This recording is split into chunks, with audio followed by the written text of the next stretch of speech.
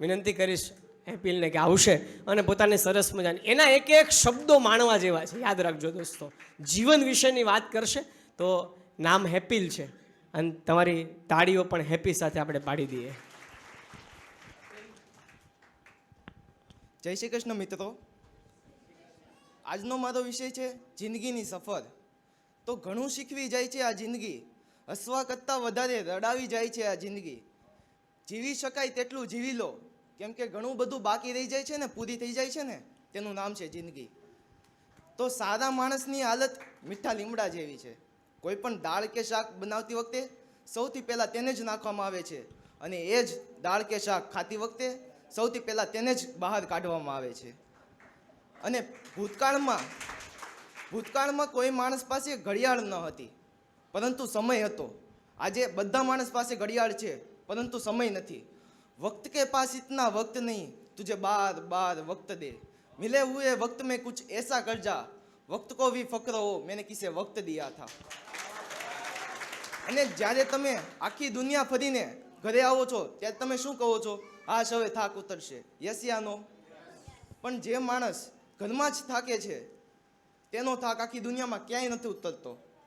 અને ઢગલો પુસ્તક વાંચીને પણ 2 લીટી નથી લખી શકાતી, પરંતુ તેનો એક કડવો અનુભવ તેને આખું પુસ્તક લખાવી શકે છે.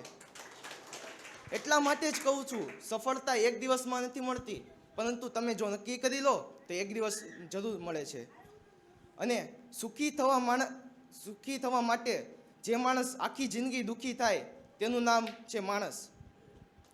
અને આ દુનિયામાં 2 છોડ એવા છે જે કોઈ દી કરમાતા નથી. જો એક વખત કરમાઈ જાય તો પાછા ખીલતા નથી. એક છે પ્રેમ, બીજો છે વિશ્વાસ. ઊંચા ઉડવા માટે પંખોની જરૂર તો પક્ષીઓને પડે છે. માણસ જેટલો નમે છે તેટલો જ ઊંચો જાય છે. અને તમારી પ્રતિષ્ઠાની બરાબર સંભાળ રાખજો, કેમ કે એ તમારા કરતાં લાંબુ જીવવાની છે. અને ભગવાનને એવી જ પ્રાર્થના કે ના કોઈનું આપેલું મળે, ના કોઈનું છીનવેલું મળે. મળે તો બસ મારા નસીબમાં લખેલું મળે. ના મળે તો પણ મને કોઈ ગમ નથી, મને તો બસ મારા કરેલી મહેનતનું ફળ મળે. અને તમારી જીવનમાં એક વાત જરૂર યાદ રાખજો કે કેવળ શ્વાસ લેવાથી જીવન ચાલતું નથી, શ્વાસ કાઢવો પણ પડે છે. એમ સંપત્તિ પ્રાપ્ત કરવાથી નહીં ચાલે, દાન રૂપે આપવી પણ પડે છે. અને પોતાનાથી અમીર વ્યક્તિને જોઈને ઈર્ષા ન કરવી અને ગરીબને જોઈને અભિમાન ન કરવું, એ જ સાચા અને સંતોષી માનવનો ગુણ છે.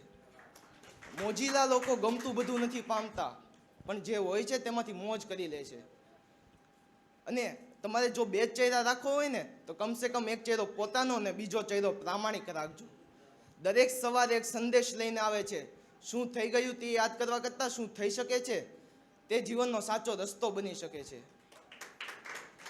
અને તમે જો ધન સુખ લાલ હોય પરંતુ તન સુખ યા દિલ સુખ જ ના હોય તો માત્ર ધનનું કંઈ કામ નથી.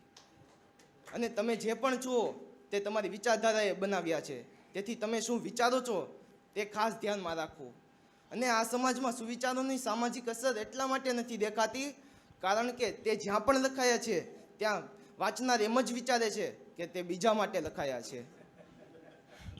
અને ડરના હે તો કર્મો સે ડરીએ, ઈશ્વર છે નહીં. ઈશ્વર આપકો માફ કર દેગા લેકિન કર્મો નહીં. અને અંતે તમારી પાસે એક જ વાત બોલાવડાવવા માંગુ છું કે હું બોલીશ મારું જીવન, તમારે બોલવાનું શ્રેષ્ઠ જીવન. મારું જીવન, મારું જીવન. તમારા આ સરસ મજાના પ્રત્યુત્તર બદલ તમારો ખૂબ ખૂબ આભાર. અને હું મારી વાણીને અહીં વિરામ લઉં છું. અસ્તુ.